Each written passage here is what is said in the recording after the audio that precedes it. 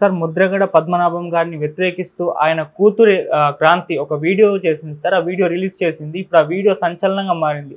అసలు అందులో ఏం చెప్తుంది? ఎందుకు వ్యతిరేకిస్తుంది తన తండ్రిని? ముద్రగడ పద్మనాభం గత కొంతకాలంగా పవన్ కళ్యాణ్ మీద చాలా ఘోరమైన కామెంట్లు కూడా చేస్తున్నాడు. ఆయన సినిమా వాడని, పనికిరాని వాళ్ళు, సినిమా వాళ్ళు రాజకీయాలకు పనికిరారని ఇట్లాంటి కామెంట్లు చేయడం. అట్లాగే పవన్ కళ్యాణ్ మీద పవన్ కళ్యాణ్ ఖచ్చితంగా ఓడిస్తానని, గెలిస్తే ఒకవేళ పవన్ కళ్యాణ్ గెలిస్తే నేను పద్మనాభం నుంచి పద్మనాభ రెడ్డిగా మార్చుకుంటానని ఆయన ప్రకటిస్తున్నాడు. అట్లాగే అనేక ఛాలెంజ్లు చేస్తున్నాడు. అంటే ముద్రగడ పద్మనాభాన్ని చూస్తే ఒక రకంగా పాలిటిక్స్ని దాటి వ్యక్తిగతంగానే పవన్ కళ్యాణ్ మీద కోపం ఉందా అన్న పద్ధతిలో ఉంది. నిజానికి అది వైసీపీకి కూడా నష్టం తప్ప లాభం లేదు. ఎందుకంటే పవన్ కళ్యాణ్ వ్యక్తుల్ని టార్గెట్ చేస్తాడు. అందరినీ మోకాళ్ళ మీద నడిపిస్తాను, లేకపోతే ఒక్కొక్కరిని నరకం చూపిస్తాను, ఇలాగా మాట్లాడతాడు పవన్ కళ్యాణ్. ఆయన మాట్లాడడం తక్కువ మాట్లాడ్డా. కానీ ఆయనలాగే మిగతా వాళ్ళు ఎవరు మాట్లాడాలా అనేది కూడా చూసుకోవాలి. వైసీపీలో ఇప్పుడు నాని మాట్లాడాడు అనుకో, ఓకే, దాని పట్ల ఎవడు కూడా ఆశ్చర్యం వ్యక్తం చేయడు. ఎందుకంటే నాని అలాగే మాట్లాడతాడు. రోజా మాట్లాడిన ఓకే, వీళ్ళకి ఆ ముద్ర పడిపోయింది. కానీ ముద్రగడ పద్మనాభం లాంటి వాళ్ళ మీద ఒక ఇమేజ్ ఉంది. ఈయన పెద్ద మనిషి, ఈయన కాపు ఉద్యమ నాయకుడు, కాపు ఉద్యమాలకు ఎప్పటి నుంచో 3 దశాబ్దాల నుంచి ఆయన పనిచేస్తున్నాడు.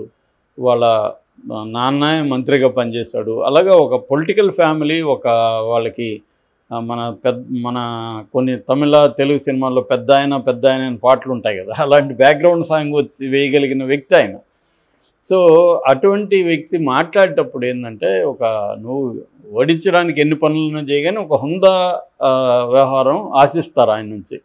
ఆయన కూడా వీళ్ళలాగా ఇప్పుడు కాంటెంపరీ రాజకీయాల్లో మనం ఉండాలంటే ఇలాగా అనుకున్నాడా, ఇలాగ మాట్లాడితేనే కానీ మనం హైలైట్ అవ్వము అనుకున్నాడా అనేది తెలియదు. ఎందుకంటే హుందాగా మాట్లాడితే ఎవరు దాన్ని హైలైట్ చేయరు. ఇవాళ నెగిటివ్గా మాట్లాడితేనే హైలైట్ చేస్తారు. జనం కూడా అవే చూస్తారు. ఎవరైనా మంచిగా వచ్చి పవన్ కళ్యాణ్ ఓడించండి, మమ్మల్ని గెలిపించండి అని మర్యాదగా మాట్లాడితే ఎవడు పట్టించుకోడు. అందుకని ఇవాళ ఉన్న కాంటెక్స్ట్లో ఆయన కూడా అలా మారినాడు అనేది మనకు అర్థమవుతుంది. కాకపోతే ఇప్పుడు దాని మీద ఆయన మీద విమర్శలు వస్తున్నాయి. కొత్తగా ఏమొచ్చిందంటే, వాళ్ళ ఇంట్లోనే ప్రాబ్లం స్టార్ట్ అయింది. మామూలుగా ఈ మధ్య మన ఫ్యామిలీ డ్రామాలు బాగా పెరిగాయి. మనం చూస్తున్నాం కదా, జగన్ ఇంట్లో ఎలా ఫ్యామిలీ డ్రామా స్టార్ట్ అయిందో. సో అలాగే ఫ్యామిలీ డ్రామాలు మొదలైనవి. ఇంకా వేరే రాష్ట్రాల్లో కూడా చాలా ఉన్నాయి. బట్ ఆంధ్రప్రదేశ్కి సంబంధించి ప్రధానంగా అక్కడక్కడ కొంతమంది ఎమ్మెల్యేలు ఆ మధ్య ముత్యాల నాయుడు కొడుకు మా నాన్నను ఓడించండి అని ఆయన పిలిపించాడు. అట్లా కొన్ని జరుగుతున్నాయి అక్కడ కూడా.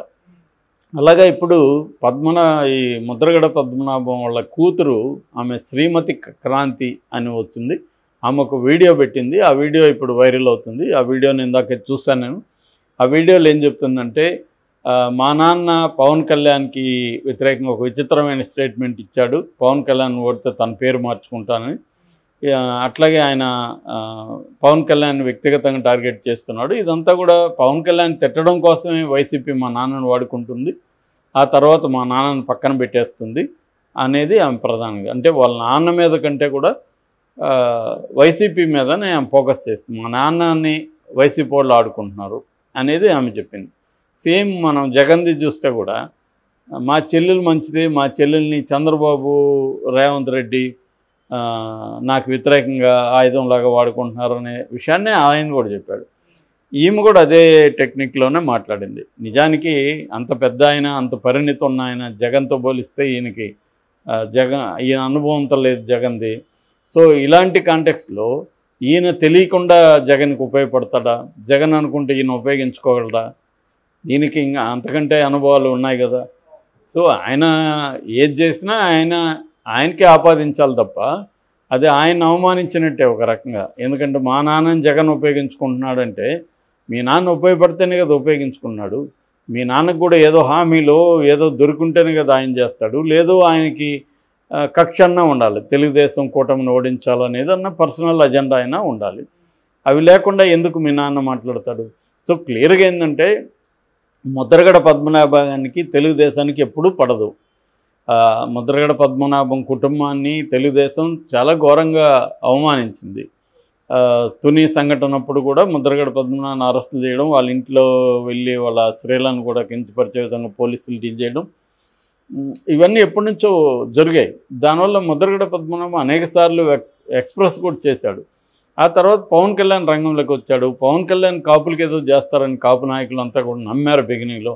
కానీ రోజు రోజుకి పవన్ కళ్యాణ్ మొత్తం కాపు ఓట్లను తీసుకెళ్ళి చంద్రబాబు సీఎం కావడం కోసమే చేస్తున్నాడు. ఇతనికి ఎందుకో జగన్ అంటే పడదు కాబట్టి జగన్ ఓడించడం ఏకైక లక్ష్యం తప్ప ఇంకేం ఆలోచించట్లేదు పవన్ కళ్యాణ్.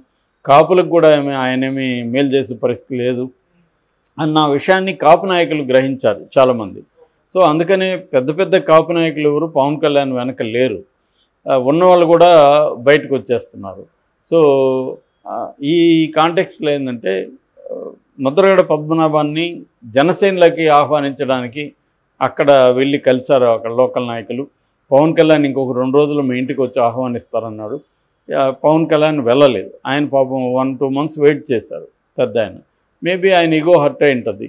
సో నేను ఇంత కాపుల కోసం 3 దశాబ్దాలుగా పనిచేస్తున్నా, అనేక ఉద్యమాల్లో ఉన్నాను, జైలుకి వెళ్ళాను, నన్ను కనీసం అతను మర్యాద కనీసం కాల్ చేసి నేను రాలేకపోతున్నాను లేకపోతే వస్తాను, కనీసం కాల్ చేసి మాట్లాడడానికి ఏముంటుంది.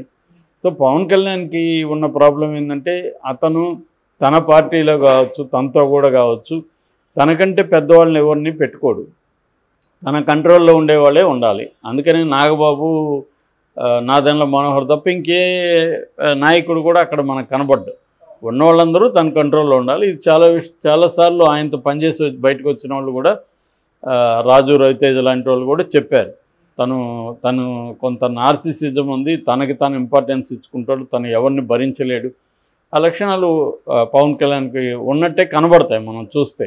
చాలామందికి ఈ లక్షణాలు ఉంటుంది. ఒక ఇన్సెక్యూరిటీ ఫీలింగ్ ఉంటుంది. ఆ ఇన్సెక్యూరిటీ మామూలుగా ఆఫీసులో అయినా, ఈవెన్ సినిమాలో నేను చాలామంది డైరెక్టర్లను చూశాను, తెలివైన కుర్రాళ్ళని అసిస్టెంట్ డైరెక్టర్లు పెట్టుకోవడానికి వాళ్ళు జంకుతారు. ఎందుకంటే వాడు డామినేట్ చేస్తాడు, తన తప్పులను వాడు ఎత్తి చూపిస్తాడు. ఇట్లాంటి ఇబ్బందులు ఉంటాయన్నమాట.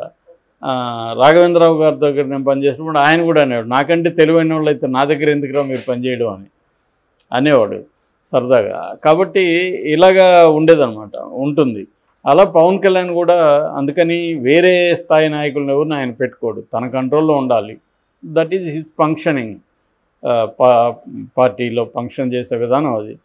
జగన్, చంద్రబాబు ఇలాంటి వాళ్ళు అట్లా, వాళ్ళకి ఆ ప్రాబ్లమ్స్ లేదు, వాళ్ళు పెట్టుకోగలరు. వాళ్ళతో కూడా ఎలా డీల్ చేయాలో తెలుసు. అందరినీ కంట్రోల్ చేయాల్సిన అవసరం లేదు, కొంతమందికి గౌరవం ఇచ్చి కూడా పార్టీలో నడుపుకోవచ్చు.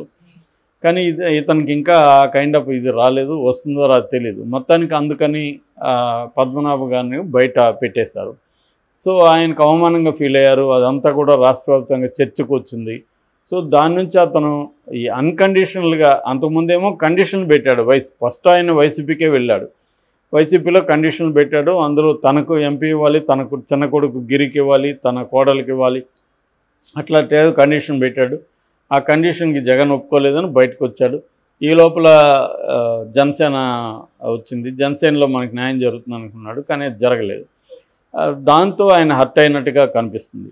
మేబీ వాళ్ళ ఇంట్లో కూడా ఏమైనా ప్రాబ్లమ్స్ ఉండొచ్చు, మనకు తెలియదు. ఇప్పుడు కూతురు ఎందుకు బయటకు వచ్చింది, అదే విషయాన్ని వాళ్ళ తండ్రికి చెప్పచ్చు కదా. ఆమెమో బయటకు వచ్చి నేను పవన్ కళ్యాణ్ని గెలిపించడానికి ట్రై చేస్తానని ఆమె మాట్లాడుతుంది. మరి వాళ్ళ ఇంట్లో ఏం ప్రాబ్లమ్స్ ఉన్నాయి, ఆమెకు నాన్నకి మధ్య ఏం గొడవలు ఉన్నాయి తెలీదు. ఇప్పుడు దీనికి పద్మనాభం గారు ఎలా స్పందిస్తారనేది కూడా చూడాలి. మేబీ ఆయన కూడా నాకు తెలిసి జగన్లాగే నా కూతుర్ని వాళ్ళు తప్పుదారి పట్టించి నాకు వ్యతిరేకంగా ప్రయోగిస్తున్నారు అనే ఆరోపణే చేస్తారు నాకు తెలిసి. అంతకంటే ఏం చేస్తారు, కూతురు మీద ఆరోపణ చేయలేరు. కూతుర్ని వీళ్ళు మాయ చేసి ఇలాగా నాకు వ్యతిరేకంగా చేస్తున్న నాన్ని డైరెక్ట్గా ఎదుర్కోలేక ఇట్లాంటి పిరికి పొంద చర్యలు చేస్తున్నారు అనేది ఆయన మాట్లాడతాడు ఖచ్చితంగా. సో ఎవరైనా అదే మాట్లాడతారు ఒకవేళ వాళ్ళకి ప్రాబ్లమ్స్ ఉన్నా. సో కూతురు మరి ఆమెకి ఏమి ఇబ్బంది ఉంది, నిజంగానే ఆమెను ఏమన్నా వీళ్ళు ట్రాప్ చేశారా? ఎందుకంటే ఇప్పుడు ఎన్నికల్లోనే చాలామందికి మంచి మేలు జరుగుతాయి, డబ్బులు కూడా ఇప్పుడే వస్తున్నాయి అందరికీ. సో ఎవరికి ఎప్పుడు డిమాండ్ వస్తుందో తెలియదు. అలాగే ఏమన్నా వీళ్ళు ట్రాప్ చేశారా, ఆమెకి ఏమైనా అవసరాలు ఉంటే దాన్ని మేము చూస్తామని వీళ్ళు ఏమైనా ట్రాప్ చేశారా అంటే ఇవన్నీ పాజిబిలిటీ, నేను చేశారని చెప్పట్లేదు, చేసే పాజిబిలిటీస్ ఉన్నాయి. సో ఏదేమైనా రాజకీయాలు ఈ 10 రోజులు ఇంకా ఎన్నెన్ని మలుపులు తిరుగుతాయో చూడాలి. ఇది ఒక కొత్త మలుపుగా మనం అనుకోవచ్చు.